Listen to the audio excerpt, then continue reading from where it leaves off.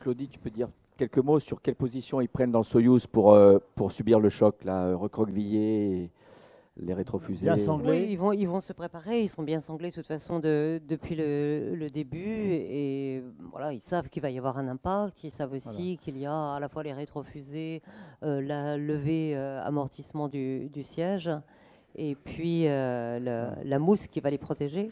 Alors, regardez le parachute qui pompe, qui respire. Et ce qui est intéressant à voir, au moment où la capsule va toucher le sol, regardez bien, il va y avoir un flash lumineux très, très vif, instantané, qui correspond à l'allumage des rétrofusées.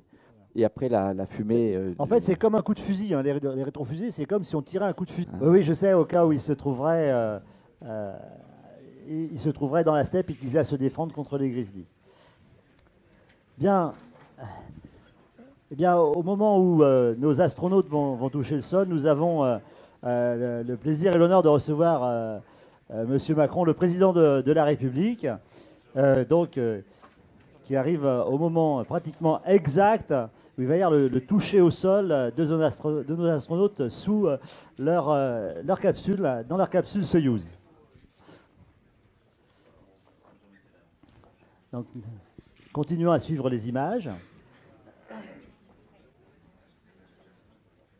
La même chose, puisqu'une rétrofusée va se déclencher.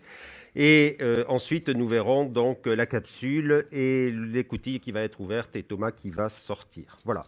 Je n'en dirai pas plus. Je vous laisse regarder ces images absolument historiques et fantastiques, Monsieur le Président. Merci.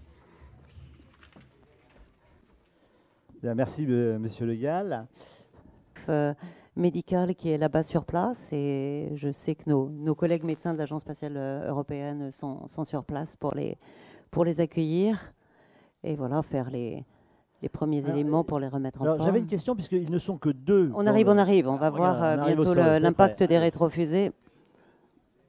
Ça va être juste à l'arrivée des rétrofusées. C'est juste avant le nuage de poussière. Derrière la colline. Voilà. Derrière. C'était juste derrière là.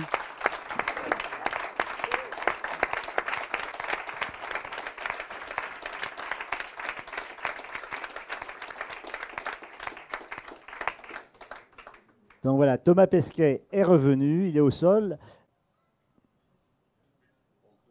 Oui, un sourire un peu pâle, mais ça c'est normal quand même, avec l'hypotension, le sourire.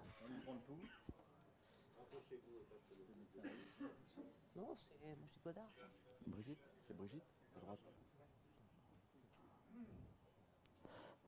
Donc il est entouré du personnel de l'Agence spatiale européenne, dont Romain Charles, hein, qui est en charge du support équipage au centre des astronautes européens, qui est le Français qui a passé 520 jours dans un simulateur de vaisseau martien à Moscou il y a une dizaine d'années. Hein, vous savez, le fameux Mars 500, le projet Mars 500, et qui est maintenant sur place. Et c'est lui qui lui a tendu le téléphone.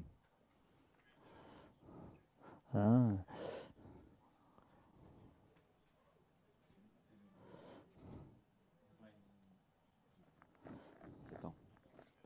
Oui, c'était il y a 7 ans. Voilà. Bien, donc là, ils ont l'air en très bonne forme quand même. Hein. Ils n'ont pas l'air d'avoir ils sont pas l'air d'être en suée, d'avoir de troubles particuliers. Donc la descente.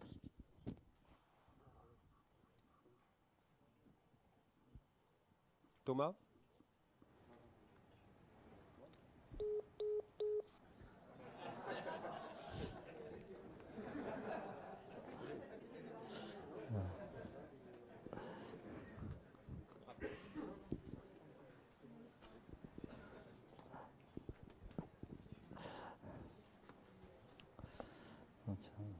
Donc, évidemment, les problèmes de réseau sont à peu près normaux dans une, dans une station, puisqu'on choisit un endroit, désert par définition. Hein. Ouais.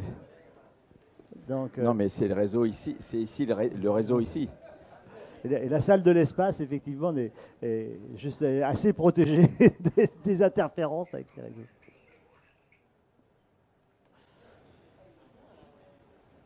Donc, Non, je pense qu'ils ont pas l'air d'avoir été extrêmement secoués pendant la descente. Je dirais comme j'ai vu des récupérations où les gens étaient un peu plus pâles, plus en sueur, plus fatigués.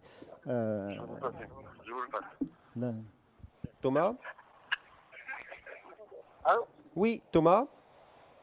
Oui, Bonjour, c'est Jean-Yves. Bravo. Et je vous passe le président de la République. merci beaucoup. Oui, allô? Oui, Bonjour Thomas, bravo, bravo, vraiment bravo à vous.